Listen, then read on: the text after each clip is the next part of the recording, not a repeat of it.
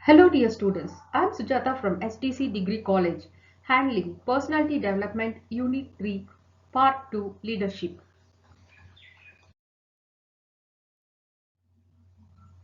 Leadership Codes. According to John C. Maxwell, he says, a leader is one who knows the way, goes the way, and shows the way. Let me give a small intro of leadership. Leadership plays an important part in business. The success of an organization is dependent on the quality of its leadership. Good leadership provides good industrial, organizational, and its successful operation. Leadership is a human characteristic that lifts a man's vision to higher heights, raises a man's performance to higher standards, and build a man's personality beyond its normal limitations. So I will be discussing different people's views, or we call it as a definitions of leadership. Some important definitions of leaderships are, according to Alford, he says that leadership is the ability to secure desirable action from a group of followers voluntarily without the use of coercion.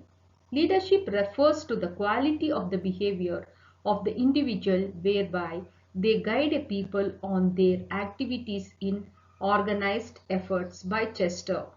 The ability to exert interpersonal influence by means of communication towards the achievement of goals. Since manager gets things done through people, their success depends to an considerably extent upon their ability to provide leadership by Donnell. So, from the above definitions, it is clear that leadership is the process of influencing people and providing an environment for them to achieve team or organizational objects. Or we can say that leadership is a process by which an executive can direct, guide, and influence the behavior and work of other towards accomplishment of specific goals in a given situation. Or in other words, we can say leadership is the ability of a manager to induce the subordinate to work with zeal and confidence. Leadership is the potential to influence behavior of others and the capacity to influence a group towards the realization of a goal. Now, what is leadership? It is the process of influencing people and providing an environment from them to achieve team or organizational objects. The vision, the followership plus influence is equal to leadership. Leadership is lifting a person's performance to a higher standard. The building of personality beyond its normal limitations. Leadership is the process of influencing the behavior of others towards the accomplishment of goals in a given situation. The process by which a person motivates and guides the group towards a visualized goal is called as a leadership. Who is a leader? A leader is a person who has a vision, a drive, and a commitment to achieve that vision and the skill to make it happen. Such a person is called as a leader. A leader is one who inspires a followers, accomplishes work, develop the followers, show how to do the job, assume obligations, and overcome various obstacles in attaining the goal. And those people are called as leaders. The qualities of leaderships are of two. One is personal qualities and managerial qualities. Personal qualities are self-confidence, dynamic personal, intellectual capacity, take lead and initiative, emotional stability, flexibility, responsibility feel, communications feel, far-sightedness are the personal qualities. Managerial qualities are technical knowledge, organizing abilities, power judgment, enthusiasm, then ability to guide and teach, and human relationship. Now let me brief out what is self-confidence in personal qualities. So the qualities of leadership, he should have self-confidence, he must have a sufficient enthusiasm and must be cheerful enough to enjoy the trust of his subordinates. He should be a very dynamic person, very cheerful, charming, and must have sound health, cool temperament, and conversational ability and decent behavior with tremendous stamina and vigor for hard work. And he should have the ability to think logically, analyze accurately, and interpret the problems clearly. He should take the lead and initiative. That is, a leader should have the ability to take the lead and initiative in times of risk, uncertainties, and complexities for prompt decision. A leader should be balanced temperament to overcome the moodiness, disappointment, and inconsistency. He should be very flexible enough to accommodate others' viewpoint and alter his decision. Rigidity is only required to in autocracy. Change in decision must be made with change in macro and micro environment. You already know what is macro and micro environment, that is also known as internal and external environment. So the responsibilities he should have, and he should take the decision himself, and the leader must be able to communicate with subordinates. The leader must communicate the informations from its level to the down level. Communication must be of two ways so that both leader and subordinate will exchange ideas freely. And he should be foresightedness. Foresightedness means all efforts which he takes or what he plans or develops the policies should be taken in the right way. When the leader is not for sightedness, all his efforts may be worthless. So the managerial qualities, that is, he should have a technical knowledge. A leader must have a technical knowledge to provide the guidelines about the work of the subordinates, which helps a leader to take the right decisions at the right time.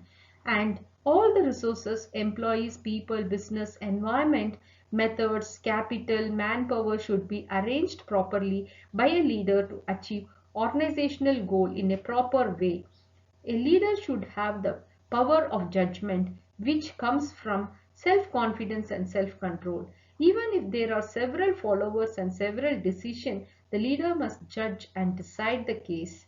So a leader must be a devoted towards the organization. A devoted leader can conduct the activities successfully. It is the task of the leader to get the best from others. A leader must know how to guide and teach the followers to make them convinced. And he should relate, or leadership is related to inspire and encourage the people. When there is good relationship between leader and followers, the followers are easily influenced, so the leaders must be able to win the confidence and the loyalty of the people. Therefore they should possess all these qualities. The leadership qualities are the motivating capacity, courage, initiativeness, sources of knowledge, responsibility, integrity, ability to communicate, loyalty, judgment, selflessness, problem solving capacity, openness to change, and distant vision and close focus, and to balance all the problems. These are the qualities of leadership.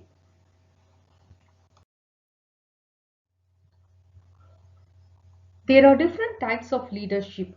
The first one is the formal leaders. The formal leaders are given leadership based on their position with a group. They are actually assigned to be a leaders as part of their role in a group. Teacher in a classroom or manager with a company are the best examples for formal leaders. His main task is to organize and direct group members for accomplishing organizational objectives. So example for formal leaders are the teachers or the managers. Second one is the informal leaders. It is one who is not entrusted with official authority. They are not by official authority for directing the group. Despite this, the group chooses to follow the lead of this process. Informal leaders emerge because of Charismatic attributes are due to the knowledge and ideas exhibited which are useful to the groups. Informal may choose specifically to take leadership role, or it may happen naturally as part of dynamic of the groups. Example, class leader is called as a leader, informal leaders. The third one is autocratic leader. It is one of the centralized decision making power with himself and does not delegate authorities to his subordinate.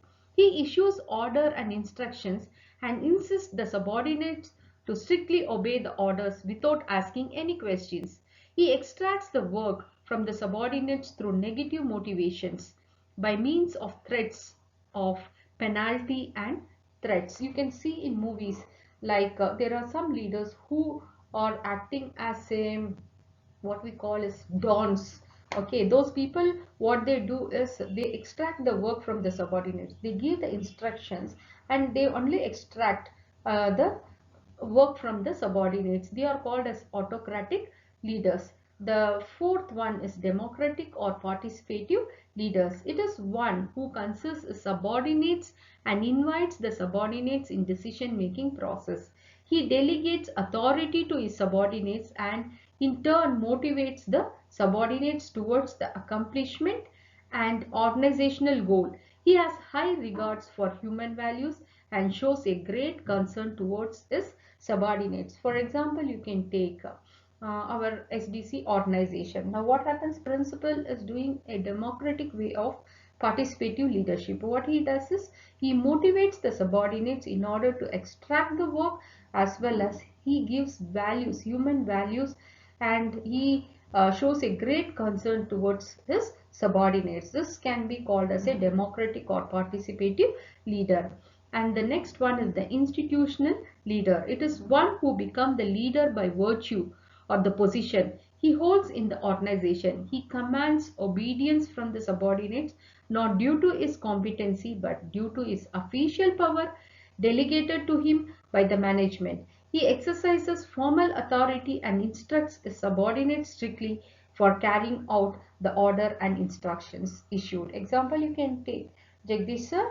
He is the principal of the SDC college. Now what he does is he is an institutional leader. Now uh, he gets an official power delegated by his management people, and he does a formal activities and he gives instructions to his subordinates, and he strictly adheres the whatever the rules to be followed in as per the norms given by the management. That is called as an institutional leader. Next is an intellectual leader. An intellectual leader is one who has not been given formal position and does not command formal authorities in the organization. However, the commands authority because of his intellectual ability, technical knowledge and professional skill. Due to his intellectual knowledge, the personnel in the organization looks upon him for his leadership and guidance.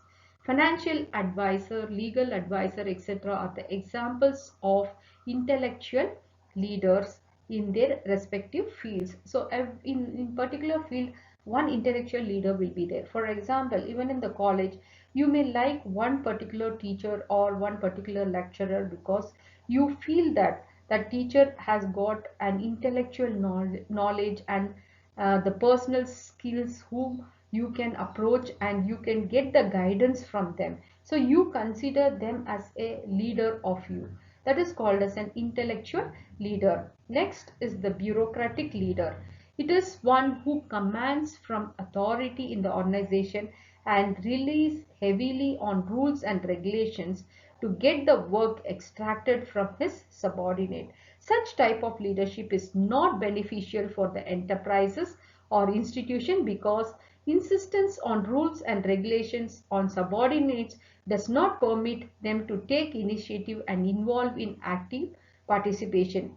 Rigid insistence on rules and regulation leads to red tapeism and heavy paper work. This bureaucratic leadership comes under the politicians and so on. So it doesn't come under a normal organization or an institution. So next is the laissez-faire or free rein leader is one who avoids using power and entrusted the decision-making authority to his subordinates. These leaders do not direct the subordinates and provide complete freedom for their subordinates. He gathers the required informations and materials to the subordinates, and when required by subordinates, he does not show keen interest in the welfare of the subordinates, therefore creating a sense of insecurity and anxiety among his subordinate. So they are called as the laissez-faire or free rein leaders. So they don't show any interest to the subordinates. What they do is they collect the informations and materials from the subordinates as and when needed. So this are the characteristics, what we can call it as a types of leadership. These are the different types of leadership. Once again, I would like to repeat the different types of leadership is formal leaders, informal leaders, autocratic leaders, demographic democratic or participative leaders, institutional leaders, intellectual leaders, bureaucratic leaders, laissez-faire or free rein leaders. Now once again, I'm sorry I didn't do it well. Once again, I would like to repeat the types of leaders are formal leaders, informal leaders, autocratic leaders, democratic or participative leaders, institutional leaders, intellectual leaders, bureaucratic leaders, laissez-faire or free rein leaders.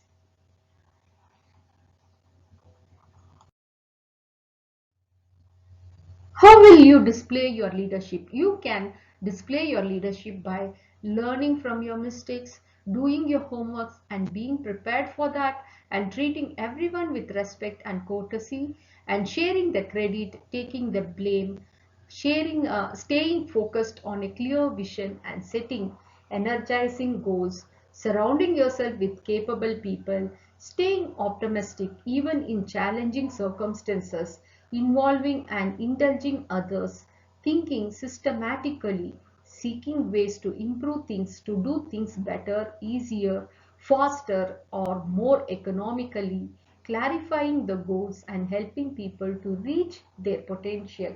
By this, you can also become a good leader, or you can develop a leadership skills when you display all this, the above mentioned activities.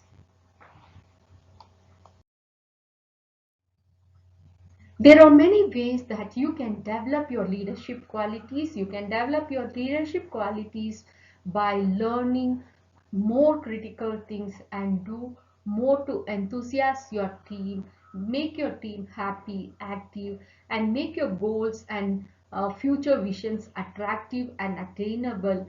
Learn to communicate clearly, learn your communication skills and improve your speaking skills, organize and allocate workflow eventually and equally to everyone. Make sure work is done correctly on time and better way to do things in a smart way of working rather than hard work.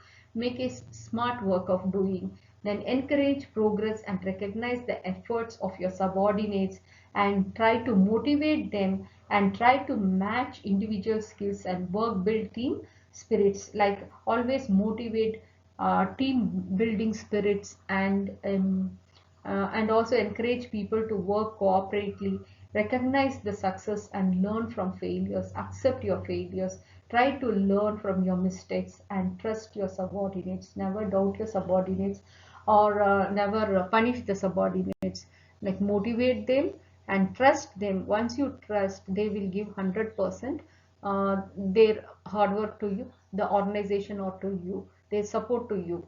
So these are the ways to develop leadership qualities.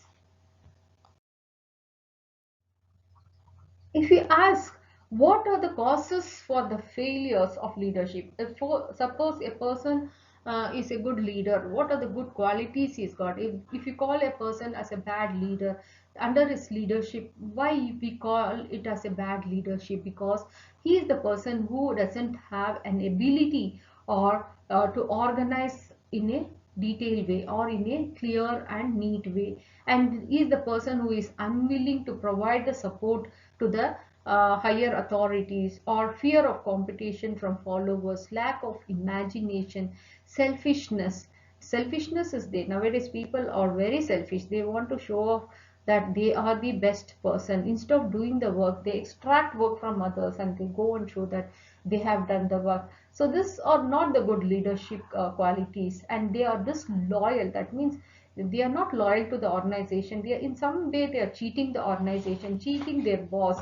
So that is called as the disloyalty. And emphasis on the authority. A good leader must lead to the team to encouraging. So if he is not able to encourage his subordinates, if he is not trusting his subordinates, he is not a good leader. So if you want to be a good leader, you should know to good leader what benefits or what characteristics he possesses.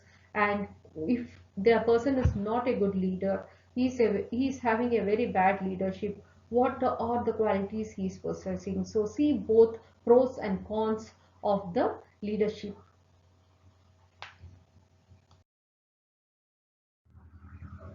Well, thank you, dear students. I'll be continuing the class for the next video. I'll be discussing like the difference between leadership and management, who is a leader and who is a manager, what is their characteristics and the functions of the leaders, as well as the leadership styles, the different styles which the leadership possesses. And also I'll be discussing in the next class about the theories of leadership. Until then, take break. Thank you. Stay at home freely, happily and safely.